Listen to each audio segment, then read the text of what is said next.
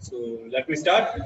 So different type of oscillations. So अपने को कितने टाइप से oscillations होनी है, whether there will be free oscillations, damped oscillations, forced oscillations or something like that. तो कितने तरह की oscillations अपने को possible है, उन्हें दी variety आज आप discuss करांगे.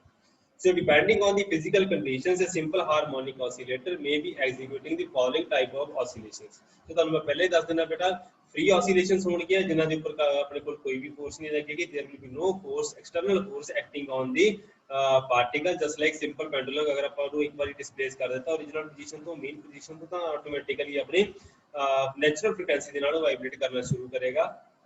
जिस तरह ट्यूनिंग फोक होता है, ट्यूनिंग फोक अपने हमेशा नेचुरल फ्रीक्वेंसी के ऊपर वाइब्रेट करने की कोशिश करता है. सो इस तरह की कुछ कांसेप्ट है, फ्री ऑसिलेशंस का कांसेप्ट आएगा. So body is said to be executing free oscillations if it is vibrating with its natural frequency. Natural frequency just like 257 hertz. तो 256 hertz 512 hertz होगी. ਜਾਂ ਫਿਰ ਆਪਣਾ ਜਿਹੜਾ ਸਿੰਪਲ ਪੈਂਡੂਲਮ ਹੈ ਉਹ ਕਿੰਨੇ ਸੈਕਿੰਡ ਦੇ ਵਿੱਚ ਉਹਦਾ ਟਾਈਮ ਪੀਰੀਅਡ ਕੰਪਲੀਟ ਹੋ ਰਿਹਾ. It is independent of the applied force. मतलब ਆਪਾਂ ਜਿਹੜੀ ਫੋਰਸ ਆਪਣੀ ਸਟਾਰਟਿੰਗ ਦੇਤੀ ਉਸ ਤੋਂ ਬਾਅਦ ਆਪਾਂ ਨੂੰ ਫ੍ਰੀਲੀ ਛੱਡ ਦਿੱਤਾ, so that will be type of force ਜਿਹੜੀ ਆਪਾਂ ਦੇਖੀ ਸੀ. ਉਸ ਤੋਂ ਬਾਅਦ ਇਸ ਤਰ੍ਹਾਂ ਮੈਕੈਨੀਕਲ ਆਸੀਲੇਟਰ ਆ ਗਿਆ. मैकेनिकल ऑसिलेटर के case F = -s of x अपने को रीस्टोरिंग फोर्स आंदी सी. तो ये केस अपने को दिता होया बेटा, इस स्प्रिंग कांस्टेंट के कोरस्पोंडिंग अपने को रिजल्ट आया सी. ਉਹਦੇ कोरस्पोंडिंग ਜਿਹੜੀ ऑसिलेशंस है, it is independent of any other external force and अपने को ਜਿਹੜੀ फ्रीक्वेंसी ऑफ ऑसिलेशन आंदी है for the case of mechanical oscillator ਜਿਹੜਾ स्प्रिंग वाला केस ਸੀ, spring attached to a mass. ठीक है जी. उस केस ਦੇ ਵਿੱਚ ਆਪਣੇ ਕੋਲ ਜਿਹੜੀ ਫ੍ਰੀਕੁਐਂਸੀ ਹੈ, it is dependent on the stiffness of the spring. ਇਸ ਜਿਹੜਾ ਸਪ੍ਰਿੰਗ ਹੈ ਕਿੰਨਾ ਸਟਿਫ ਹੈ ਜਾਂ ਕਿੰਨਾ ਟਾਈਟ ਹੈ ਜਾਂ ਕਿੰਨਾ ਲੂਜ਼ ਹੈ, ਐਂਡ ਮਾਸ ਆਫ ਜਿਹੜਾ ਆਪਾਂ ਉਹਦੇ ਨਾਲ ਅਟੈਚ ਕੀਤਾ ਹੋਇਆ. ਸੋ if no other force acting on the system will execute frequency oscillations of frequency f naught called the natural frequency of the oscillator. So mechanical ਜਿਹੜਾ device ਹੈ, ਜਿਹੜਾ ਤੁਹਾਡਾ oscillator ਹੈ, ਉਹਦੀਆਂ internal properties ਦੇ ਉੱਪਰ ਡਿਪੈਂਡ ਕਰੇਗੀ, ਕੋਈ ਵੀ external force ਨੂੰ ਡਰਾਈਵ ਨਹੀਂ ਕਰੇਗੀ. So ਇਹ ਸਾਰੀਆਂ ਜਿਹੜੀ frequency force oscillations ਹੋਣਗੀਆਂ, those will be called free oscillations.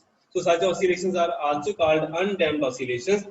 Undamped इस करके क्या जाता है, बिकॉज ਇਹਦੇ ਉੱਪਰ ਕੋਈ ਵੀ एक्सटर्नल फोर्स नहीं लगी हुई, कोई फ्रिक्शनल फोर्स नहीं एक्ट कर रही है ਜਿਹੜੀ ਕਿ ਇਹਨੂੰ ਰੋਕਣ ਦੀ ਕੋਸ਼ਿਸ਼ ਕਰੇਗੀ. ਸਪੋਜ਼ ਕਰੋ ਆਪਾਂ ਪੈਂਡੂਲਮ ਨੂੰ one extreme end ਤੋਂ ਛੱਡ ਦਿੰਦੇ ਆ ਤਾਂ ਅਲਟੀਮੇਟਲੀ ਉਹ ਕਾਫੀ ਟਾਈਮ ਤੱਕ ਵਾਈਬ੍ਰੇਟ ਕਰਦਾ ਰਹਿੰਦਾ about the main position, oscillate करता रहेगा. सो इस करके अपने को की होएगा, ਉਹਦੇ ਉੱਪਰ ਕੋਈ ਵੀ एक्सटर्नल फोर्स एक्ट नहीं करती होएगी. अगर कोई एक्सटर्नल फोर्स एक्ट कर रही है, चाहे ਉਹਨੂੰ स्पीड अप कर रही है, चाहे ਉਹਨੂੰ ਉਹਦੀ स्पीड ਨੂੰ ਘਟਾ ਰਹੀ ਹੈ, ਤਾਂ ਉਹਦੇ ਕੇਸ ਵਿੱਚ ਕੀ ਹੋਏਗਾ, ਪਾਰਟੀਕਲ ਜਿਹੜਾ ਹੈ ਆਪਣੀ ਮੋਸ਼ਨ ਨੂੰ ਕੰਡਕਟ ਕਰਨਾ ਥੋੜੇ ਟਾਈਮ ਬਾਅਦ ਹੀ ਬੰਦ ਕਰ ਦੇਗਾ. ਆਫਟਰ ਫਿਊ ऑसिलेशन 2 ਜਾਂ 3 ऑसिलेशन ਹੀ ਕੰਡਕਟ ਕਰੇਗਾ ਅਗਰ ਕਾਫੀ ਜ਼ਿਆਦਾ ਫੋਰਸ ਆਪਾਂ ਅਪਲਾਈ ਕਰ ਦਿੰਦੇ ਹਾਂ.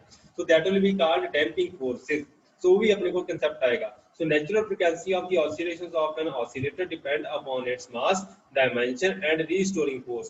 So ये natural frequency है, सिर्फ restoring force के ऊपर डिपेंड करेगी, mass and dimension के ऊपर डिपेंड करेगी. उसके बाद furthermore natural frequency is independent of the initial displacement provided that the initial displacement is small. तो अपने को डिस्प्लेसमेंट तो भी नेचुरल फ्रीक्वेंसी होएगी. अगर अपना डिस्प्लेसमेंट एम्पलीट्यूड स्मॉल है, ਆਪਾਂ ਬਹੁਤ ਥੋੜਾ ਐਂਪਲੀਟਿਊਡ ਦਿੱਤਾ ਹੋਇਆ ਹੈ, ਜਿਸ ਤਰ੍ਹਾਂ ਜਦੋਂ ਵੀ ਆਪਣਾ ਬੇਟਾ ਤੁਸੀਂ ਧਿਆਨ ਰੱਖਿਓ ਕਿ ਜਦੋਂ ਵੀ ਆਪਾਂ ਸਿੰਪਲ ਹਾਰਮੋਨਿਕ ਮੋਸ਼ਨ ਕੰਡਕਟ ਕਰਵਾਉਂਦੇ ਆ ਸਿੰਪਲ ਪੈਂਡੂਲਮ ਦੇ ਕੇਸ ਵਿੱਚ, ਤਾਂ ਆਪਾਂ ਐਗਜ਼ਿਊਮ ਕਰਕੇ ਚੱਲਦੇ ਆ ਕਿ ਆਪਣੇ ਕੋਲ ਜਿਹੜਾ ऑसिलेशन ਦਾ ਟਾਈਮ ਪੀਰੀਅਡ ਹੈ ਬਹੁਤ ਜ਼ਿਆਦਾ ਲਾਰਜ ਨਹੀਂ ਦਿੱਤਾ ਹੋਇਆ, ਐਂਡ ਆਪਣੇ ਕੋਲ ਜਿਹੜਾ ऑसिलेशन ਦਾ ਟਾਈਮ ਪੀਰੀਅਡ ਹੈ ਸਮਾਲ ਦਿੱਤਾ ਹੋਇਆ. ਮਤਲਬ ਕਿ ਆਪਾਂ ਜਿਹੜਾ ਓਰੀਜਨਲ ਮੀਨ ਪੋਜੀਸ਼ਨ ਤੋਂ ਜਿਹੜਾ ਪੈਂਡੂਲਮ ਨੂੰ ਡਿਸਪਲੇਸ ਕਰਾਂਗੇ, ਬਹੁਤ ਸਮਾਲ ਡਿਸਟੈਂਸ ਦੀ ਵੀ ਡਿਸਪਲੇਸਮੈਂਟ ਕੀਤੀ ਜਾਏਗੀ, ਬਹੁਤ ਸਮਾਲ ਐਂਪਲੀਟਿਊਡ ਹੋਏਗਾ. अगर अपना एम्पलीट्यूड स्मॉल है, it will be executing simple harmonic motion. Otherwise अगर आप एम्पलीट्यूड ज्यादा दे देंगे तो प्रॉब्लम ਆਪਾਂ ਨੂੰ आएगी काफी सारी फोर्सेस ਉਹਦੇ ਵਿੱਚ ਆਉਣੇ ਸ਼ੁਰੂ ਹੋ ਜਾਣਗੇ, ਟੈਂਸ਼ਨ ਦੀ ਪ੍ਰੋਬਲਮ ਆ ਸਕਦੀ ਹੈ ਆਪਾਂ. So following are the examples of the oscillations, free oscillations. So ਇਹਦੇ ਵਿੱਚ ਕਿਹੜੇ ਐਗਜ਼ਾਮਪਲ ਦਿੱਤੇ ਹੋਈਆਂ ਬੇਟਾ, ਟਿਊਨਿੰਗ ਫੋਕ ਤੁਸੀਂ ਪਲੱਸ 1 ਦੇ ਵਿੱਚ ਐਕਸਪੈਰੀਮੈਂਟ ਕੀਤਾ ਹੋਏਗਾ. ਸੋ ਇਹ ਨੈਚੁਰਲ ਕੇਸ ਹੈ. when set into vibration executes free oscillation, तो 55 हर्ट्ज हो गया, 512 हर्ट्ज हो गया. तो इस तरह की फ्रीक्वेंसी ਤੁਸੀਂ ਦੇਖਦੇ ਆਏ. So when the string of a sonometer or that of a sitar is plugged and released, it executes free vibrations. So just like guitar जिस तरह हो जाती है बेटा, गिटार होगी, सितार होगी, ये सारे या सोनोमीटर हो गया, it will execute simple harmonic vibrations. So when the bob of a pendulum is displaced and then released, it executes simple vibrations. Free vibrations जो ਜਿਹੜਾ simple pendulum ਦਾ केस है, automatically ये वाली चीज़ें ਨੂੰ execute करवाएगा. ਉਸ ਤੋਂ ਬਾਅਦ ਆ ਜਾਂਦਾ ਬੇਟਾ ਫੋਰਸਡ ऑसिलेशंस. सो फोर्स्ड ऑसिलेशंस ਕਿਹੜੀਆਂ ਹੋਣਗੀਆਂ, ਜਿਹਦੇ ਵਿੱਚ ਫੋਰਸ ਲੱਗੀ ਹੋਏਗੀ, ਐਕਸਟਰਨਲ ਫੋਰਸ ਇਨਵੋਲਵਡ ਹੋਏਗੀ. So oscillations produced by an oscillator under the effect of an external periodic force of frequency other than the natural frequency of the oscillator are called forced oscillators. So consider that an oscillator A is executing simple free oscillations of natural frequency. Suppose that oscillator A is driven by another oscillator. So अपने की है बेटा oscillator A ਦਿੱਤਾ ਹੋਇਆ ਜਿਹੜਾ ਕਿ naturally occur ਕਰ ਰਿਹਾ ਹੈ, and ਉਹਦੀਆਂ oscillations ਜਿਹੜੀਆਂ ਉਹ natural vibrations ਹੈ, natural oscillations ਹੈਗੀਆਂ, ਲੇਕਿਨ ਉਹਦੇ ਨਾਲ ਕੀ ਹੈ ਉਹਨੂੰ ਡਰਾਈਵ ਕਰਨ ਦੇ ਵਾਲੀ ਕਿਹੜਾ ਜੋ element ਲਗਾਇਆ ਹੋਇਆ, there is another oscillator that is B. So A is driven by B whose natural frequency is F. So अपने को एक oscillator B ਦਿੱਤਾ ਹੋਇਆ ਜਿਹੜਾ ਕਿ ਅੱਗੇ ਡਰਾਈਵ ਕਰ ਰਿਹਾ ਇੱਕ oscillator A ਨੂੰ, एंड दोनों की जी नैचुरल फ्रीक्वेंसी है, दोनों की नैचुरल फ्रीक्वेंसी अलग अलग है। जो ऑसिलेटर बी दिता हुआ है, ऑसिलेटर बी की नैचुरल फ्रीक्वेंसी होएगी that will be f, and जो ए होएगा उसकी नैचुरल फ्रीक्वेंसी होएगी f naught. Then the oscillator b is called the driver oscillator, जेड़ा चला रहा है उन्होंने अपन ड्राइवर कहने हैं बेटा। दैन बाकी जेड़ा ऑसिलेटर ए काम कर रहा है that is called driven oscillator. ठीक है जी। तो इस तरह कुछ कंसेप्ट है, जिस तरह ड्राइवर एक कार में चला रहा होगा तो गड्डी ड्राइव होती है, लेकिन जो ड्राइवर गड्डी नहीं चलाता है, तो उस तरह का कंसेप्ट है। So as the time passes, the driven oscillator is found to lose its oscillations and it starts oscillating with the frequency of the driver. So ultimately ਕੀ ਹੋਏਗਾ ਕਿ ਆਪਣੇ ਕੋਲ ਜਿਸ ਤਰ੍ਹਾਂ ਇਹ ਕਨਸੈਪਟ ਕੀ ਆਏਗਾ, ਜਿਸ ਵੇਲੇ ਆਪਣੇ ਕੋਲ ਇਹਨੂੰ ਜਿਹੜਾ ਨੈਚੁਰਲ ਫ੍ਰੀਕੁਐਂਸੀ ਨਾਲ ਵਾਈਬ੍ਰੇਟ ਕਰ ਰਿਹਾ ਸੀ oscillator A, ਉਹਨੂੰ ਅਗਰ ਆਪਾਂ ਕਿਸੇ ਹੋਰ ਐਕਸਟਰਨਲ ਏਜੰਟ ਦੇ ਨਾਲ ਆਪਾਂ ਨੂੰ ਡਰਾਈਵ ਕਰਨ ਦੀ ਕੋਸ਼ਿਸ਼ ਕਰੀਏ ਤਾਂ ਆਪਣੀ ਨੈਚੁਰਲ ਜਿਹੜਾ ਰਿਸਪੌਂਸ ਹੋਏਗਾ oscillator A ਲੂਜ਼ ਕਰ ਦੇਗਾ, and ultimately it will start vibrating with the frequency of oscillator B ਜਿਹੜਾ ਕਿ ਡਰਾਈਵਰ ਚਲਾ ਰਿਹਾ ਸੀ। ठीक है जी।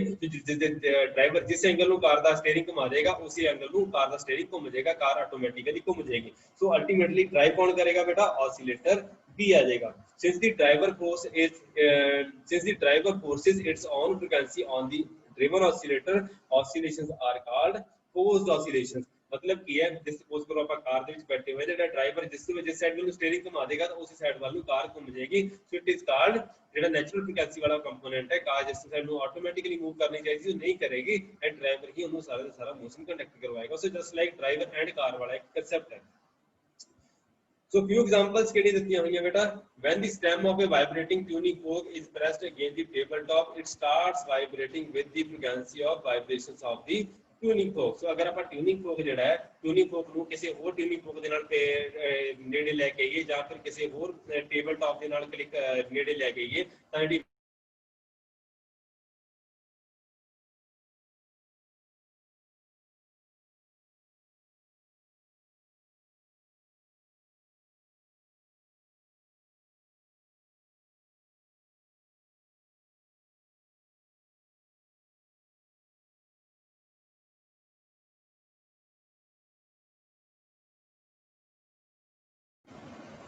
हाँ जी बेटा। सो जूम क्रैश हो गया सीगा, इस करके थोड़ी प्रॉब्लम है। सो फोर्स्ड ऑसिलेशन की बेटा ਆਪਾਂ ਗੱਲ ਕਰ ਰਹੇ ਸੀਗੇ। So when the stem of a vibrating tuning fork is pressed against the tabletop, it starts vibrating with the frequency of vibration of the tuning fork। So tuning fork ਜਿਹੜਾ ਹੁੰਦਾ ਹੈ ਬੇਟਾ, ਜਦੋਂ ਉਹਨੂੰ ਆਪਾਂ ਕਿਸੇ ਦੂਸਰੇ tuning fork ਦੇ ਨੇੜੇ ਲੈ ਕੇ ਆਉਂਦੇ ਆ ਜਾਂ ਕਿਸੇ tabletop ਦੇ ਨਾਲ ਨੇੜੇ ਲੈ ਕੇ ਆਉਂਦੇ ਆ ਤਾਂ ਆਟੋਮੈਟਿਕਲੀ ਜਿਹੜੀ ਵਾਈਬ੍ਰੇਸ਼ਨਸ ਹੈ, ਵਾਈਬ੍ਰੇਸ਼ਨ ਦੀ ਜਿਹੜੀ ਫ੍ਰੀਕੁਐਂਸੀ ਹੈ, ਆਟੋਮੈਟਿਕਲੀ ਜਿਹੜਾ tabletop ਹੈ ਉਹ ਵੀ ਉਸੇ ਵਾਈਬ੍ਰੇਸ਼ਨ ਦੇ ਅਕੋਰਡਿੰਗ ਥੋੜਾ ਜਿਹਾ ਵਾਈਬ੍ਰੇਟ ਕਰਨਾ ਸਟਾਰਟ ਕਰ ਦਿੰਦਾ, ਤਾਂ ਉਹ ਵੀ ਡ੍ਰਿਵਨ oscillations ਹੋ ਜਾਂਦੀ ਹੈ। So when the bob of a pendulum is made to oscillate by keeping the bob in hand, so ਜਿਸ ਤਰ੍ਹਾਂ ਅਗਰ ਆਪਾਂ bob ਜਿਹੜਾ pendulum ਹੈ, pendulum ਦਾ ਜਿਹੜਾ bob ਹੈ, ਅਗਰ ਉਹਨੂੰ ਆਪਾਂ ਫੋਰਸ ਕਰਦੇ ਹਾਂ ਬਈ ਜਿਸ ਤਰ੍ਹਾਂ free oscillation ਨਹੀਂ ਦਿੰਦੇ ਜਾਂ ਆਪਾਂ ਉਹਦੇ ਐਂਡ ਦੇ ਉੱਪਰ ਇੱਕ ਹੈਂਡ ਰੱਖ ਲਈਏ, ਉਹਨੂੰ ਆਪਾਂ ਧੱਕਾ ਮਾਰਨਾ ਸਟਾਰਟ ਕਰ ਦਈਏ ਤਾਂ ਇੱਕ ਪਾਰਟਿਕੂਲਰ ਟਾਈਮ ਦੇ ਉੱਪਰ, ਤਾਂ ਅਲਟੀਮੇਟਲੀ ਸਾਰੀਆਂ ਦੀ ਸਾਰੀਆਂ oscillations ਕੀ ਹੋ ਜਾਣਗੀਆਂ, forced oscillation ਹੋ ਜਾਣਗੀਆਂ। So sound box of a violin execute forced vibrations when the violinist draws the bow against the string। ਜਿਹੜਾ ਸਾਊਂਡ ਬਾਕਸ ਹੁੰਦਾ ਹੈ ਵਾਇਲਨ ਦਾ, ਉਹ ਵੀ ਸਿੰਪਲ ਜਿਹੜਾ ਫੋਰਸਡ ਜਿਹੜਾ ਵਾਈਬ੍ਰੇਸ਼ਨਸ ਹੈ ਉਹ ਕੰਡਕਟ ਕਰਵਾਉਂਦਾ ਹੈ। तो ਸਾਰੀਆਂ ਵਾਈਬ੍ਰੇਸ਼ਨਸ ਆਪਣੀਆਂ ਫੋਰਸ ਹੁੰਦੀਆਂ ਜਦੋਂ ਵੀ ਆਪਾਂ ਗਿਟਾਰ ਪਲੇ ਕਰਦੇ ਹਾਂ। ਸੋ ਨੈਚੁਰਲ ਫ੍ਰੀਕੁਐਂਸੀ ਦੇ ਕੋਰਸਪੋਂਡਿੰਗ ਅਗਰ ਆਪਾਂ ਸਿੰਪਲ ਅਗਰ ਗਿਟਾਰ ਵਜਾਉਣ ਦੀ ਕੋਸ਼ਿਸ਼ ਕਰੀਏ ਤਾਂ ਉਹਦੀ ਜਦੋਂ ਇੱਕ ਪਾਰਟਿਕੂਲਰ ਸਾਊਂਡ ਆਏਗੀ, ਲੇਕਿਨ ਅਗਰ ਆਪਾਂ ਉਹਦੇ ਵਿੱਚ ਮਿਊਜ਼ਿਕ ਪ੍ਰੋਡਿਊਸ ਕਰਨਾ ਹੈ ਤਾਂ ਆਪਾਂ ਨੂੰ ਉਹਦੀ ਕੋਰਸਪੋਂਡਿੰਗ ਉਹਦੇ ਵਿੱਚੋਂ ਪਾਰਟਿਕੂਲਰ ਫ੍ਰੀਕੁਐਂਸੀ ਪਲੱਗ ਆਊਟ ਕਰਨੀ ਪੈਂਦੀ ਹੈ। ਐਂਡ ਪਲੱਗ ਆਊਟ ਕਰਨ ਦੇ ਲਈ ਆਪਾਂ ਨੂੰ ਕੀ ਕਰਨਾ ਪਏਗਾ, ਕੁਝ ਉਹਨੂੰ ਇੱਕ ਮੈਕੈਨਿਜ਼ਮ ਹੁੰਦਾ ਜਿਹੜਾ ਕਿ ਆਪਾਂ ਸਿੱਖਦੇ ਹਾਂ। ਸੋ ਪਲੱਗ ਆਊਟ ਕਰਨ ਦੇ ਨਾਲ ਆਪਣੇ ਕੋਲ ਦੀ ਜਿਹੜੀ ਨੈਚੁਰਲ ਫ੍ਰੀਕੁਐਂਸੀ ਤੋਂ ਇਲਾਵਾ ਵੀ ਜਿਹੜੀਆਂ ਬਾਕੀ ਫ੍ਰੀਕੁਐਂਸੀ ਦਿੰਦੀਆਂ ਉਹ ਆਪਾਂ ਪ੍ਰੋਡਿਊਸ ਕਰਨ ਦੀ ਕੋਸ਼ਿਸ਼ ਕਰਦੇ। ਤਾਂ ਗਿਟਾਰ ਹੋ ਗਿਆ, ਵਾਇਲਨ ਹੋ ਗਈ, ਸਾਰੇ ਜਿਹੜਾ ਫੋਰਸਡ oscillations ਹੈਗੀਆਂ ਉਹਦੇ ਵਿੱਚ ਆਪਾਂ ਕੰਡਕਟ ਕਰਵਾਉਂਦੇ ਹਾਂ। ਉਸ ਤੋਂ ਬਾਅਦ ਆ ਜਾਂਦਾ ਬੇਟਾ ਰੈਜ਼ੋਨੈਂਟ oscillations। So resonant oscillations ਜਿਹੜੀਆਂ ਹੈਗੀਆਂ, these are the number of if there are number of driver oscillators vibrating with different frequencies, then the driven oscillator depends responds to only that oscillator which is vibrating with the frequency equal to its own। मतलब ਕੀ है, अगर अपने को काफी सारे oscillator दिते हुए हैं तो एक दूसरे के इंडिपेंडेंटली वाइब्रेट कर रहे हैं या ऑसिलेट कर रहे हैं, तो अगर अपने को एक पेंडुलम हैगा, एक ऑसिलेटर हैगा जिसकी फ्रीक्वेंसी एक पर्टिकुलर दी हुई है, इट विल रिस्पोंड, सिर्फ उस ऑसिलेटर ਨੂੰ ਰਿਸਪੌਂਡ ਕਰੇਗਾ ਜਿਹਦੀ ऑसिलेटर ਦੀ ਫ੍ਰੀਕੁਐਂਸੀ ਉਹਦੇ ਨਾਲ ਮੈਚ ਕਰਦੀ ਹੋਏਗੀ। ਸੋ ਆਪਣੇ ਜਿਸ ਤਰ੍ਹਾਂ ਆਪਾਂ ਕਲਾਸ ਦੇ ਵਿੱਚ ਹੈ, ਅਗਰ ਆਪਾਂ ਕਲਾਸ ਦੇ ਵਿੱਚ ਅਗਰ ਆਪਣੇ ਕੋਲ 10 ਬੱਚੇ ਹੈਗੇ ਤਾਂ 10 ਬੱਚਿਆਂ ਦੀ ਗੱਲ ਜ਼ਰੂਰੀ ਨਹੀਂ ਕਿ 10 ਦੇ 10 ਬੱਚੇ ਇੱਕ ਦੂਸਰੇ ਦੇ ਫਰੈਂਡ ਬਣ ਜਾਣਗੇ। ਸੋ ਫਰੈਂਡਸ਼ਿਪ ਕਿਸ ਤਰ੍ਹਾਂ ਹੁੰਦੀ ਹੈ, ਇੱਕ ਬੱਚਾ ਦੂਸਰੇ ਬੱਚੇ ਨੂੰ ਜਿੱਦਾਂ ਤੁਹਾਨੂੰ ਕਿਸੇ ਦਾ ਸੁਭਾਅ ਵਧੀਆ ਲੱਗਾ, ਦੂਸਰੇ ਬੱਚੇ ਨੂੰ ਤੁਹਾਡੇ ਨਾਲ ਗੱਲ ਕਰਨੀ ਅੱਛੀ ਲੱਗੀ, ਤਾਂ ਇਦਾਂ ਦਾ ਕੁਝ ਲਿਟਰੇਚਰ ਜਿਹੜਾ ਹੈ ਉਹਦੇ ਵਿੱਚ ਆ ਜਾਂਦਾ ਹੈ। ਸੋ ਅਗਰ ਤੁਹਾਨੂੰ ਕੋਈ if you are comfortable with the another person ਤਾਂ ਹੀ ਤੁਹਾਡੀ ਫਰੈਂਡਸ਼ਿਪ ਕੈਰੀ ਆਊਟ ਹੁੰਦੀ ਹੈ, ਤਾਂ ਹੀ ਤੁਸੀਂ ਇੱਕ ਦੂਸਰੇ ਨਾਲ ਗੱਲਬਾਤ ਕਰ ਸਕਦੇ ਹੋ। ਅਦਰਵਾਈਜ਼ ਕੀ ਹੈ, ਕਈ ਵਾਰ ਲੜਾਈ ਵੀ ਹੋ ਜਾਂਦੀ ਹੈ, ਕਾਫੀ ਚੀਜ਼ਾਂ ਇਦਾਂ ਦੀਆਂ ਆ ਜਾਂਦੀਆਂ। ਸੋ ਇਹ ਸਾਰੀ ਕੀ ਹੈ, ਰੈਜ਼ੋਨੈਂਸ ਹੁੰਦਾ ਹੈ। ਸੋ ਰੈਜ਼ੋਨੈਂਸ ਕੀ ਹੁੰਦਾ ਹੈ, ਦੋ ਲੋਕਾਂ ਦੇ ਵਿਚਾਰ ਮਿਲਣੇ ਚਾਹੀਦੇ ਆ, ਜਾਂ ਦੋ ऑसिलेटर ਜਿਹੜੇ ਆ ऑसिलेटर ਜਿਨ੍ਹਾਂ ਦੀ ਫ੍ਰੀਕੁਐਂਸੀ ਵੀ ਸੇਮ ਹੈ ਜਾਂ ਉਹਨਾਂ ਦੇ ਵਿਚਾਰ ਸੇਮ ਹੈ, ਤਾਂ ਉਹ ਜਾ ਕੇ ਇੱਕ ਦੂਸਰੇ ਦੇ ਨਾਲ ਗੱਲਬਾਤ ਕਰਦੇ ਆ, ਤਾਂ ਹੀ ਇਹ ਜਿਹੜੀ ਫਰੈਂਡਸ਼ਿਪ ਕੈਰੀ ਆਊਟ ਹੁੰਦੀ ਹੈ। So this is called friendly match ਇਦਾਂ ਦਾ ਹੁੰਦਾ ਹੈ। ਸੋ ਵੈਨੀ ਐਗਜ਼ਾਮਪਲ ਕੀਤੀ ਹੋਈ ਹੈ ਰੇਡੀਓ ਦੀ। ਸੋ ਜਿਸ ਤਰ੍ਹਾਂ ਕਾਫੀ ਸਾਰੇ ਰੇਡੀਓ ਸਟੇਸ਼ਨ ਆ ਰਹੇ हैं, 92.7 है, 94.3 है, 98.3 है। ਸੋ ਕਾਫੀ ਸਾਰੇ ਰੇਡੀਓ ਸਟੇਸ਼ਨ ਆਪਣੇ ਕੋਲ ਅਲੱਗ-ਅਲੱਗ ਸਿਗਨਲ ਭੇਜ ਰਹੇ ਆ, ਲੇਕਿਨ ਆਪਾਂ ਕੀ ਕਰਦੇ ਹਾਂ ਬੇਟਾ, ਰੇਡੀਓ ਦੇ ਉੱਪਰ ਆਪਾਂ ਨੂੰ ਟਿਊਨ ਕਰਦੇ ਕਿ 92.7 ਸਿਲੈਕਟ ਕਰ ਲੈ।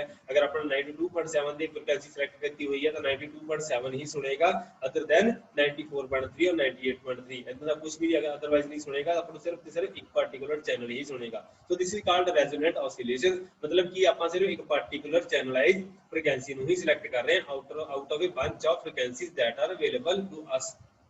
ਠੀਕ ਹੈ ਜੀ। ਸੋ ਇਸ ਨੂੰ ਆਪਾਂ ਰੈਜ਼ੋਨੈਂਟ ऑसिलेशंस ਵੀ ਕਹਿੰਦੇ। ਸੋ ਲਿਖਿਆ ਹੋਇਆ ਬੇਟਾ, phenomena of setting a body into oscillations of large amplitude by the influence of another vibrating body having the same natural frequency is called the resonance। मतलब की है, अगर अपने को जी ऑसिलेटर है, अगर वो पर्टिकुलर फ्रीक्वेंसी है तो वो किसी होर ऑसिलेटर को इन्फ्लुएंस कर सकता है जिसकी कि फ्रीक्वेंसी वो बराबर होवे, ਤਾਂ ਹੀ ਇਹਨੂੰ ਆਪਾਂ ਰੈਜ਼ੋਨੈਂਸ ऑसिलेशंस ਕਹਿੰਦੇ ਆ। मतलब कि दोनों की फ्रीक्वेंसी अगर सेम होएगी तो दूसरा ऑसिलेटर भी ऑटोमैटिकली सेम एम्पलीट्यूड ਦੇ ਨਾਲ ਵਾਈਬ੍ਰੇਟ ਕਰਨਾ ਸਟਾਰਟ ਕਰ ਦੇਗਾ। ਇਹ ਤੁਹਾਡੇ ਕੋਲ ਸਿੰਪਲ ਐਕਸਪੈਰੀਮੈਂਟ ਗੂਗਲ ਦੇ ਉੱਪਰ ਜਾਂ ਇੰਸਟਾਗ੍ਰਾਮ ਦੇ ਉੱਪਰ ਜਾਂ YouTube ਦੇ ਉੱਪਰ ਤੁਸੀਂ ਕਿਤੇ ਨਾ ਕਿਤੇ ਦੇਖਿਆ ਹੋਏਗਾ। ਜਸਟ ਲਾਈਕ ਇੱਕ ਕਪਲਡ ਪੈਂਡੂਲਮ ਹੁੰਦਾ ਹੈ, ਜਾਂ ਕਪਲਡ ਪੈਂਡੂਲਮ ਦੀ ਜਗ੍ਹਾ ਤੁਸੀਂ ਇੰਡੀਪੈਂਡੈਂਟ ਪੈਂਡੂਲਮਸ ਹੈਗੇ, 3 ਜਾਂ 4 ਪੈਂਡੂਲਮਸ ਹੈਗੇ, ਆਪਣੇ ਕੋਲ ਲੈਬ ਦੇ ਵਿੱਚ ਐਕਸਪੈਰੀਮੈਂਟ ਵੀ ਦਿੱਤਾ ਹੋਇਆ, ਤੁਸੀਂ ਆਟੋਮੈਟਿਕਲੀ ਚੈੱਕ ਕਰ ਸਕਦੇ ਹੋ ਕਿ ਆਪਣੇ ਕੋਲ ਇੰਡੀਪੈਂਡੈਂਟ ਪੈਂਡੂਲਮ ਕਿਸ ਤਰ੍ਹਾਂ ਵਾਈਬ੍ਰੇਟ ਕਰਨਾ ਸਟਾਰਟ ਕਰਨਗੇ। ਸਿਰਫ ਅਗਰ ਆਪਣੇ ਕੋਲ ਸਾਡੀ ਫ੍ਰੀਕੁਐਂਸੀ ਆਪਾਂ ਅਲੱਗ-ਅਲੱਗ ਡਿਜ਼ਾਈਨ ਕਰ ਸਕਦੇ ਹਾਂ, ਆਪਾਂ ਚੈੱਕ ਕਰਾਂਗੇ ਕਿ ਅਗਰ ਆਪਣੇ ਕੋਲ ਇੱਕ ਜਿਹੜਾ ਡਰਾਈਵਿੰਗ ਜਿਹਨੂੰ ਆਪਾਂ ਮੋਸ਼ਨ ਦੇ ਵਿੱਚ ਲਿਆਂਦਾ ਇਸ ਪੈਂਡੂਲਮ ਨੂੰ, ਉਹਦੇ ਕੋਰਸਪੋਂਡਿੰਗ ਸਿਰਫ ਉਹੀ ਪੈਂਡੂਲਮ मूव करना स्टार्ट करेगा जिसकी फ्रीक्वेंसी ਉਹਦੇ ਬਰਾਬਰ ਹੋਏਗੀ। ਸੋ ਇਹਦੀਆਂ ਐਪਲੀਕੇਸ਼ਨਾਂ ਕਾਫੀ ਸਾਰੀਆਂ ਹੈਗੀਆਂ ਬੇਟਾ। ਲੇਜ਼ਰ ਸਪੈਕਟ੍ਰੋਸਕੋਪੀ ਜਿਹੜੀ ਹੈ, ਲੇਜ਼ਰ ਸਪੈਕਟ੍ਰੋਸਕੋਪੀ ਵਾਲਾ ਪਾਰਟ ਵੀ ਇਹਦੇ ਵਿੱਚ ਆ ਜਾਂਦਾ ਹੈ।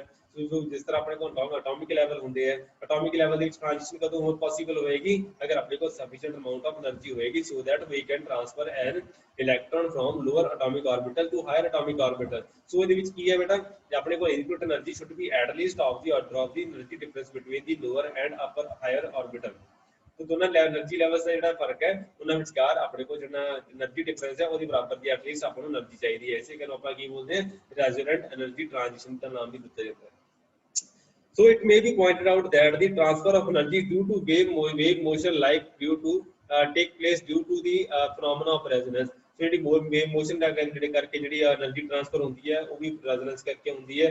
Interatomic bonds in water molecules have their natural frequency in the microwave region of electromagnetic spectrum and it forms the basis of microwave oven। So microwave oven ਜਿਹੜਾ ਹੈ ਉਹ ਵੀ ਇੱਕ ਪਾਰਟਿਕੂਲਰ ਰੀਜਨ ਦੇ ਵਿੱਚ ਹੀ ਵਾਈਬ੍ਰੇਟ, ਨਿਊਕਲੀਅਰ ਮੋਲੀਕਿਊਲਸ ਜਾਂ water ਦੇ ਉਹ ਵੀ ਇੱਕ ਪਾਰਟਿਕੂਲਰ ਰੀਜਨ ਆਫ ਮਾਈਕ੍ਰੋਵੇਵ ਦੇ ਵਿੱਚ ਹੀ ਵਾਈਬ੍ਰੇਟ ਕਰਦੇ, ਬਿਕੋਜ਼ ਜਿਹੜੀ ਮੋਲੀਕੂਲਰ ਵਾਈਬ੍ਰੇਸ਼ਨਸ ਹੁੰਦੀਆਂ ਕਈ ਵਾਰ ਮਾਈਕ੍ਰੋਵੇਵ ਰੀਜਨ ਵਿੱਚ ਆ ਜਾਂਦੀਆਂ। ਮੋਲੀਕੂਲ ਵਾਈਬ੍ਰੇਟ ਕਰਨਗੇ ਤਾਂ ਹੀਟ ਪ੍ਰੋਡਿਊਸ ਕਰਨਗੇ, ਉਹ ਹੀਟ ਦੇ ਨਾਲ ਕੀ ਹੈ ਤੁਹਾਡਾ ਜਿਹੜਾ ਮਟੀਰੀਅਲ ਹੈ ਗਰਮ ਹੋ ਜਾਏਗਾ। ਸੋ ਇਸ ਤਰ੍ਹਾਂ ਦਾ ਕੁਝ ਕੰਸੈਪਟ ਹੈ ਤੁਹਾਡਾ microwave oven the. So resonance is sometimes undesirable and harmful as explained by the following examples। ठीक है जी। सो रेजोनेंस कई बार अपने लिए हार्मफुल भी होता है। कितने होता है, सपोज करो अपना ब्रिज ਦੇ ਵਿੱਚ ਉੱਪਰ क्रॉस कर रहे हैं। सो सपोज करो सोल्जर्स है काफी सारे टुकड़ी जा रही है सिपाहियां दी, पर 25 घट्टो घट हंड्रेड्स ऑफ ਜਿਹੜੇ ਆਰਮੀ ਪਰਸਨ ਹੈ ਸਾਈਮਲਟੇਨੀਅਸਲੀ ਬ੍ਰਿਜ ਦੇ ਉੱਪਰ ਮੂਵ ਕਰਦੇ ਆ, ਤਾਂ ਉਹਨਾਂ ਨੂੰ ਕਿਹਾ ਜਾਂਦਾ ਹੈ ਕਿ ਤੁਸੀਂ ਨਾਰਮਲ ਵਾਕ ਕਰੋ, ਨਾ ਕਿ ਤੁਸੀਂ ਮਾਰਚਿੰਗ ਪਾਸ ਕਰੋ। ਤੁਸੀਂ ਮਾਰਚ ਨਹੀਂ ਕਰਕੇ ਨਹੀਂ ਜਾਣਾ, ਤੁਸੀਂ ਲੈਫਟ ਰਾਈਟ ਕਰਦੇ ਨਹੀਂ ਜਾਣਾ, ਤੁਸੀਂ ਰੈਂਡਮ ਮੋਸ਼ਨ ਕੰਡਕਟ ਕਰਵਾਉਣਾ। ਉਹਨਾਂ ਨੂੰ ਇਸੇ ਕਰਕੇ ਕਿਹਾ ਜਾਂਦਾ ਹੈ ਕਿਉਂਕਿ ਅਗਰ ਤੁਸੀਂ ਸਾਰੇ ਇਕੱਠਾ ਮਾਰਚ ਕਰੋਗੇ ਤਾਂ ਉਹਦੇ ਨਾਲ ਇੱਕ ਪਾਰਟਿਕੂਲਰ ਫ੍ਰੀਕੁਐਂਸੀ ਸੈੱਟ ਹੋਏਗੀ, ਜਿਹੜੀ ਕਿ ਜਿਹਦੀ ऑसीलेटर फ्रिक्वेंसी ਦੇ ਨਾਲ ਕੀ ਹੋ ਜਾਏਗਾ, ਤੁਹਾਡਾ ਜਿਹੜਾ ਬ੍ਰਿਜ ਹੈ ਉਸੇ ਫ੍ਰੀਕੁਐਂਸੀ ਦੇ ਉੱਪਰ ਵਾਈਬ੍ਰੇਟ ਕਰਨਾ ਸਟਾਰਟ ਕਰ ਸਕਦਾ ਹੈ ਐਂਡ ਤੁਹਾਡਾ ਬ੍ਰਿਜ ਕਲੈਪਸ ਹੋ ਸਕਦਾ ਹੈ। ਸੋ ਇਹ ਚੀਜ਼ਾਂ ਦੇ ਕਾਫੀ ਸਾਰੇ ਪ੍ਰੈਕਟੀਕਲ ਐਕਸਪੀਰੀਅੰਸ ਲੋਕਾਂ ਨੂੰ ਹੋ ਚੁੱਕੇ ਹੈ। ਇਸ ਕਰਕੇ ਜਦੋਂ ਵੀ ਸੋਲਜਰਸ ਹੈਗੇ ਆ ਬ੍ਰਿਜ ਦੇ ਉੱਪਰ ਦੀ ਕ੍ਰਾਸ ਕਰਦੇ ਆ ਤਾਂ ਹਮੇਸ਼ਾ ਰੈਂਡਮ ਮੋਸ਼ਨ ਲਗਾ ਕੇ ਕਰਦੇ ਆ, ਨਾਰਮਲ ਵਾਕਿੰਗ ਕਰਦੇ ਆ ਰਾਦਰ ਦੈਨ ਮਾਰਚ ਪਾਸ। तो ਬ੍ਰਿਜ ਦੇ ਉੱਪਰ ਕਦੇ ਵੀ ਮਾਰਚ ਪਾਸ ਨਹੀਂ ਕੀਤਾ ਜਾਂਦਾ ਬੇਟਾ, ठीक है जी। उस तो बाद दिता जाता है बेटा next thing is body of car और bus starts vibrating violently if the jerks received from the road perchance have the same frequency as that of the body of the vehicle.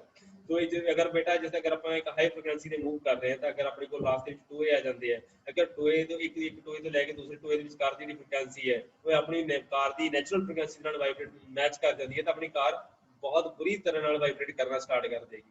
ਇਸੇ ਕਰਕੇ ਜਿਹੜਾ ਕਾਰ ਦਾ material ਹੈ, ਜਿਹੜਾ ਕਾਰ ਦਾ ਜਿਹੜਾ interior ਹੈ ਉਹ properly design ਕੀਤਾ ਜਾਂਦਾ ਹੈ ਕਿ ਆਪਣੀ ਜਿਹੜੀ ਨਾਰਮਲ ਜਿੱਦਾਂ ਸੜਕਾਂ ਹੈਗੀਆਂ, ਜਿਹੜਾ ਆਪਣੇ ਏਰੀਆ ਦੀ ਸੜਕ ਹੈ ਉਹਨੂੰ ਮੈਚ ਨਾ ਕਰੇ, ਸੋ ਦੈਟ ਉਹਨੂੰ ਕਾਫੀ ਜ਼ਿਆਦਾ ਹਾਈ ਰਹਿਣੀ ਚਾਹੀਦੀ। ਇਸੇ ਕਰਕੇ ਆਪਣੀ ਜਿਹੜੀ ਸਪੀਡ ਲਿਮਿਟ ਹੈ ਉਹਦਾ ਇੱਕ ਡਿਸਾਈਡਿੰਗ ਫੈਕਟਰ ਵੀ ਇਹੀ ਹੁੰਦਾ ਹੈ। So there should not be a resonance between the actual natural frequency of car or the truck or your vehicle and your road। ਜਿਹੜਾ ਰੋਡ ਦੇ ਉੱਪਰ ਜਿਹੜੇ ਪਿਟਸ ਆਉਂਦੇ ਆ, ਟੋਏ ਆਉਂਦੇ ਆ, ਉਹਨਾਂ ਵਿਚਕਾਰ ਜਿਹੜੀ ਜਰਕਸ ਆਉਂਦੇ ਆ ਉਹਦੀ ਕੋਰਸਪੋਂਡਿੰਗ ਤੁਹਾਡੇ ਕੋਲ ਜਿਹੜੀ ਫ੍ਰੀਕੁਐਂਸੀ ਮੈਚ ਨਹੀਂ ਕਰਨੀ ਚਾਹੀਦੀ। ਜੇ ਜਰਕਸ ਜਿਹੜੇ ਹੈਗੇ ਝਟਕੇ ਜਿਹੜੇ ਹੈਗੇ ਉਹ ਮੈਚ ਨਹੀਂ ਕਰਨੇ ਚਾਹੀਦੇ। So periodic vibrations of the earth may prove fatal to a tall building. So ਜਿਹੜੀ ਪੀਰੀਓਡਿਕ ਵਾਈਬ੍ਰੇਸ਼ਨਸ ਹੈਗੀਆਂ, ਜਿਹੜੀ ਅਗਰ ਬਿਲਡਿੰਗ ਹੈਗੀ ਅਗਰ ਲਗਾਤਾਰ ਵਾਈਬ੍ਰੇਸ਼ਨ ਹੁੰਦੀਆਂ ਜਾਂਦੀਆਂ ਤਾਂ ਜਿੱਦਾਂ ਅਰਥਕੁਏਕ ਆ ਗਿਆ, ਅਰਥਕੁਏਕ ਦੀ ਅਗਰ ਫ੍ਰੀਕੁਐਂਸੀ ਤੁਹਾਡੀ ਬਿਲਡਿੰਗ ਦੇ ਨਾਲ ਮੈਚ ਕਰ ਜਾਂਦੀ ਹੈ ਤੁਹਾਡੀ ਬਿਲਡਿੰਗ ਬਹੁਤ ਬੁਰੀ ਤਰ੍ਹਾਂ ਨਾਲ वाइब्रेट करना स्टार्ट कर देगी। उसका भी खास ध्यान रखा जाता है। जी टेक्टोनिक प्लेट्स है उसका भी खास ध्यान रखा जाता है। टेक्टोनिक प्लेट्स कितने है, किस लेवल की फ्रीक्वेंसी जनरेट कर दी है एंड बिल्डिंग मटीरियल किस तरह का होएगा, डिजाइन किस तरह का होएगा, सारा पार्ट डिजाइन किया जाता है। उस तो बाद आ जाता है बेटा डैम्प्ड ऑसिलेशंस। डैम्प्ड ऑसिलेशंस की होती है बेटा when a body is set to into a oscillation it oscillate with its natural frequency. The frequency of oscillations produced depend upon the geometry and the nature of the oscillating body. So ਜਿਹੜੀ natural frequency ਜਿਹੜੀ ਹੈ body ਦੀ was oscillations occurred by produced by the oscillator, they depend on the geometry and natural response of the body। so material ਦੇ ਉੱਪਰ ਕਾਫੀ ਚੀਜ਼ਾਂ depend ਕਰਦੀਆਂ। In general natural frequency ਆਪਾਂ ਦੇਖੀ ਹੋਈ ਹੈ ਬੇਟਾ, ਆਪਣੇ ਕੋਲ ਇਹ ਚੀਜ਼ ਪਹਿਲਾਂ ਹੀ ਪੜੀ ਹੋਈ ਹੈ। if there are no dissipating forces such as friction, ਅਗਰ ਆਪਣੇ ਕੋਲ ਜਿਸ ਤਰ੍ਹਾਂ ਸਪੋਜ਼ ਕਰੋ ਸਿੰਪਲ ਪੈਂਡੂਲਮ ਹੈ, ਸਿੰਪਲ ਪੈਂਡੂਲਮ ਹਵਾ ਦੇ ਵਿੱਚ ਮੂਵ ਕਰਦਾ ਪਿਆ, 에ਅਰ ਦੇ ਵਿੱਚ ਹੈ, ਤਾਂ ਉਹਦੇ ਵਿੱਚ ਆਪਾਂ ਫ੍ਰਿਕਸ਼ਨਲ ਫੋਰਸਿਸ ਟੇਕ ਕੇ ਅਕਾਊਂਟ ਦੇ ਵਿੱਚ ਨਹੀਂ ਲਈਆਂ ਹੋਈਆਂ। ਇਸੇ ਕਰਕੇ ਆਪਣੇ ਕੋਲ ਕੀ ਹੋਏਗਾ, ਆਪਾਂ ਅਗਰ ਫ੍ਰਿਕਸ਼ਨਲ ਫੋਰਸਿਸ ਵੀ ਟੇਕ ਕੇਅਰ ਕਰਾਂਗੇ, 에ਅਰ ਡਰੈਗ ਦੀ ਕਨਸੈਪਟ ਵੀ ਡਿਸਕਸ ਕਰਾਂਗੇ, ਤਾਂ ਅਲਟੀਮੇਟਲੀ ਕੀ ਹੋਏਗਾ, ਸਿੰਪਲ ਪੈਂਡੂਲਮ ਜਿਹੜਾ ਕੁਝ ਟਾਈਮ ਤੋਂ ਬਾਅਦ ਰੁਕਣਾ ਸਟਾਰਟ ਕਰ ਦੇਗਾ, ਜਿਹੜਾ ਕਿ ਐਕਚੁਅਲ ਦੇ ਵਿੱਚ ਹੁੰਦਾ ਹੈ। ਸੋ ਅਗਰ ਆਪਾਂ 에ਅਰ ਅਗਰ ਆਪਣੇ 에ਅਰ ਦਾ ਫਲੋ ਜ਼ਿਆਦਾ ਹੋਏਗਾ against the motion of simple pendulum ਹੋਏਗਾ, ਤਾਂ ਆਪਣੇ ਕੋਲ ਕੀ ਹੋਏਗਾ, ਪੈਂਡੂਲਮ ਜਲਦੀ ਰੁਕ ਜਾਏਗਾ ਐਜ਼ ਕੰਪੇਅਰ ਟੂ ਅਗਰ ਜਿਹੜਾ ਫਲੋ ਹੈ along the direction of motion ਹੋਏਗਾ। ਸੋ ਇਸ ਕਰਕੇ ਆਪਾਂ ਉਹਨੂੰ ਟੇਕ ਕੇਅਰ ਕਰਦੇ ਹਾਂ। ਸੋ ਜੇ ਅਗਰ ਆਪਣੇ ਕੋਲ ਫ੍ਰਿਕਸ਼ਨਲ ਫੋਰਸਿਸ ਨਹੀਂ ਐਗਜ਼ਿਸਟ ਕਰਦੀਆਂ ਤਾਂ ਆਪਣੀ ਜਿਹੜਾ ਆਸੀਲੇਸ਼ਨਸ ਹੈ ਉਹ ਡੈਂਪਿੰਗ ਨਹੀਂ ਹੋਏਗੀ। ਅਗਰ ਆਪਣੇ ਕੋਲ ਫ੍ਰਿਕਸ਼ਨਲ ਫੋਰਸਿਸ ਐਗਜ਼ਿਸਟ ਕਰਦੀਆਂ, ਚਾਹੇ 에ਅਰ ਡਰੈਗ ਹੈ, ਚਾਹੇ ਵਿਸਕਸ ਡਰੈਗ ਹੈ, ਜਾਂ ਕਿਸੇ ਹੋਰ ਤਰ੍ਹਾਂ ਦਾ ਡਰੈਗ ਆਉਂਦਾ, ਤਾਂ ਉਸ ਕੇਸ ਵਿੱਚ ਆਪਣੀ ਆਸੀਲੇਸ਼ਨਸ डाई आउट कर देंगे। अल्टीमेटली अपना जो पेंडुलम है हौली हौली करता ऑसिलेशंस कट जाएंगे एंड अल्टीमेटली स्टॉप हो जाएगा। तो इन्हों की बोलते हैं बेटा डैम्प्ड ऑसिलेशंस, का नाम दिया जाता है।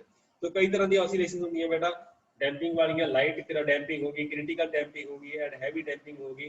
लाइट डैम्पिंग के विच की हो गया, it takes many oscillations before the amplitude is reduced to zero। तो लाइट डैम्पिंग के विच की होएगा, कुछ स्मॉल पोर्शन होएगा कि ਜਿਹੜਾ ਆਪਣੇ ਕੋਲ ਡੈਂਪਿੰਗ ਹੋਏਗੀ, ਬਾਕੀ ਜਿਹੜਾ ਮੋਸ਼ਨ ਐਗਜ਼ੀਕਿਊਟ ਕਰਦਾ ਰਹੇਗਾ। ਸੋ ਸਲੋਲੀ ਤੁਹਾਡੀਆਂ ਆਸੀਲੇਸ਼ਨਸ ਡਾਈ ਆਊਟ ਹੋਣਗੀਆਂ। ਕ੍ਰਿਟੀਕਲ ਡੈਂਪਿੰਗ ਕੀ ਹੋਏਗਾ ਬੇਟਾ, when the displaced body just return to zero displacement without overshoot। ਮਤਲਬ ਕਿ ਇਹ ਪੈਂਡੂਲਮ ਨੂੰ ਜਿਸ ਸਾਈਡ ਤੋਂ ਆਪਾਂ ਪਲੱਗ ਕਰਕੇ ਵਾਪਸ ਛੱਡਿਆ, ਅਲਟੀਮੇਟਲੀ ਜ਼ੀਰੋ ਦੇ ਉੱਪਰ ਆ ਕੇ ਮੀਨ ਪੋਜੀਸ਼ਨ ਦੇ ਉੱਪਰ ਆ ਕੇ ਉਹਦੇ ਕੋਲ ਜਾਏਗਾ ਐਂਡ ਉਸ ਤੋਂ ਅੱਗੇ ਨਹੀਂ ਜਾ ਪਾਏਗਾ। ਦਿਸ is called critical damping. Heavy damping, there is no oscillation, displaced body slowly returns towards the zero displacement। so ਤੁਹਾਡੇ ਕੋਲ ਜਿਹੜੀ body ਹੈ slowly zero displacement ਵੱਲ ਆ ਜਾਏਗੀ and there will be no oscillation at all। ਉਹ ਵਾਪਸ ਦੀ ਲਿਆਉਣ ਦੀ ਗੱਲ ਹੀ ਨਹੀਂ ਹੋਏਗੀ। so damping provided by the shock absorber should be just short of critical damping। तो की हो जाएगा बेटा ਜਿਹੜਾ ਆਪਣੇ ਕੋਲ ਸ਼ੌਕ ਅਬਜ਼ਰਵਰ ਹੁੰਦੇ ਆਪਣੇ ਵਹੀਕਲਸ ਦੇ ਵਿੱਚ ਉਹਨਾਂ ਦੀ ਕ੍ਰਿਟੀਕਲ ਡੈਂਪਿੰਗ ਦਾ ਧਿਆਨ ਰੱਖਿਆ ਜਾਂਦਾ ਹੈ। If damping is too heavy shock absorber ਕੀ ਹੋਣਗੇ will not recover from one jolt in time to respond to the next one. So ਆਪਾਂ ਹਮੇਸ਼ਾ ਕੀ ਰੱਖਦੇ ਬੇਟਾ ਲਾਈਟ ਡੈਂਪਿੰਗ ਦਾ ਕੇਸ ਰੱਖਿਆ ਜਾਂਦਾ ਹੈ। ठीक है, if damping is too light, a simple bit can set the car bouncing up and down uncomfortably। तो ਆਪਾਂ ਕੀ ਕਰਦੇ ਹਾਂ ਬਹੁਤਾ ਵੀ ਲਾਈਟ ਡੈਂਪਿੰਗ ਨਹੀਂ ਦਿੰਦੇ ਸ਼ੌਕ ਅਬਜ਼ਰਵਰ ਨੂੰ, ਕ੍ਰਿਟੀਕਲ ਵੀ ਨਹੀਂ ਦਿੱਤੀ ਜਾਂਦੀ ਐਂਡ ਹੈਵੀ ਵੀ ਨਹੀਂ ਦਿੱਤੀ ਜਾਂਦੀ। ਤਾਂ mix between light and critical ਦੇ ਨੇੜੇ ਰੱਖਿਆ ਜਾਂਦਾ, ਮਿਕਸ ਹੁੰਦਾ। ਸੋ ਸਸਟੇਨਡ ਆਸੀਲੇਸ਼ਨਸ ਕਿਹੜੀਆਂ ਹੋਣਗੀਆਂ ਬੇਟਾ when a body is set into oscillations it generally produces the damped oscillations। तो अपने को ਕੀ ਹੁੰਦਾ ਹੈ ਅਗਰ ਕਿਸੇ ਵੀ ਬਾਡੀ ਨੂੰ oscillate ਕਰਵਾਉਂਦੇ ਤਾਂ ਹਮੇਸ਼ਾ ਡੈਂਪਿੰਗ ਇਫੈਕਟ ਆਣਗੇ, ਕਈ ਤਰ੍ਹਾਂ ਦੀਆਂ ਨੈਚੁਰਲ ਫੋਰਸਿਸ ਐਂਡ ਕਈ ਤਰ੍ਹਾਂ ਦੀਆਂ ਆਪਣੇ ਕੋਲ ਡੈਂਪਿੰਗ ਫੋਰਸਿਸ ਉਹਦੇ ਉੱਪਰ ਐਕਟ ਕਰਨਗੀਆਂ। तो however during each oscillation by feeding energy to the oscillator just equal to the energy dissipated oscillations of this constant amplitude can be produced। तो अपने को ਕੀ ਹੋਏਗਾ ਬੇਟਾ ਅਲਟੀਮੇਟਲੀ oscillator ਜਿਹੜਾ ਹੈ ਆਪਾਂ ਅਗਰ ਆਪਾਂ ਨੂੰ એનર્ਜੀ ਪ੍ਰੋਵਾਈਡ ਕਰਦੇ ਰਹੀਏ so that it can go on oscillating with its frequency ਤਾਂ ਉਸ ਕੇਸ ਨੂੰ ਆਪਾਂ ਕੀ ਬੋਲਾਂਗੇ sustained or maintained oscillation। तो ਜਿੰਨਾ ਐਂਪਲੀਟਿਊਡ ਦਾ ਘਟਣ ਦੀ ਕੋਸ਼ਿਸ਼ ਕਰਦਾ ਆਪਾਂ ਪਿੱਛੋਂ ਉਹਨੂੰ ਬੂਸਟ ਦੇ ਦਿੰਦੇ ਆ so that it can sustain। ठीक है जी। तो जस्ट लाइक इस तरह आप अगर आपको भूख लगती है पर रोटी खा लेने तो आप सारा दिन लगातार काम करते रहने, तो इस तरह का कुछ कंसेप्ट है सस्टेन्ड ऑसिलेशन का टाइप हो जाता है। सो आइसोक्रोनस ऑसिलेशंस ਜਿਹੜੀਆਂ ਹੁੰਦੀਆਂ body is said to produce isochronous oscillations if the period of oscillations produced is always the same। सो आप अगर अपने को ਕੀ ਹੋਏਗਾ आइसोक्रोनस oscillation ਉਦੋਂ ਹੋਣਗੇ ਜਦੋਂ ਆਪਣੇ ਕੋ oscillations of period of oscillations produce is always the same। ਤਾਂ ਉਸ ਕੇਸ ਦੇ ਵਿੱਚ ਇਹ ਨੈਚੁਰਲ ਜੀ ਚੀਜ਼ ਹੈ ਬੇਟਾ। तो बाकी चीज़ें differential equation of angular a simple harmonic motion ਜਿਹੜਾ ਹੈ ਉਹ ਆਪਾਂ ਬੇਟਾ ਨੈਕਸਟ ਟਾਈਮ ਟਰਾਈ ਕਰਾਂਗੇ ਕਿਸ ਤਰ੍ਹਾਂ ਆਏਗਾ। ਸੋ ਡਿਫਰੈਂਸ਼ੀਅਲ ਇਕੁਏਸ਼ਨ ਦਾ ਜਿਹੜਾ ਫੰਡਾ ਹੈ ਉਹ ਆਪਾਂ ਦੇਖਾਂਗੇ। So thank you very much. ਅਗਰ ਕੋਈ ਡਾਊਟਸ ਵਗੈਰਾ ਹੈਗੇ ਤਾਂ ਆਪਾਂ ਡਿਸਕਸ ਕਰ ਸਕਦੇ ਹਾਂ। ਸੋ ਅੱਜ ਵਾਲਾ ਆਪਾਂ ਜਿਹੜਾ ਪਾਰਟ ਸੀਗਾ ਉਹ ਆਪਣਾ ਮੋਸਟਲੀ ਡਿਸਕਸ਼ਨ ਵਾਲਾ ਪਾਰਟ ਸੀ ਰਾਦਰ ਦੈਨ ਡੈਰੀਵੇਸ਼ਨ। ਸੋ ਇਸ ਕਰਕੇ ਆਪਾਂ ਬਾਕੀ ਚੀਜ਼ਾਂ ਨੈਕਸਟ ਟਾਈਮ ਡਿਸਕਸ ਕਰਾਂਗੇ।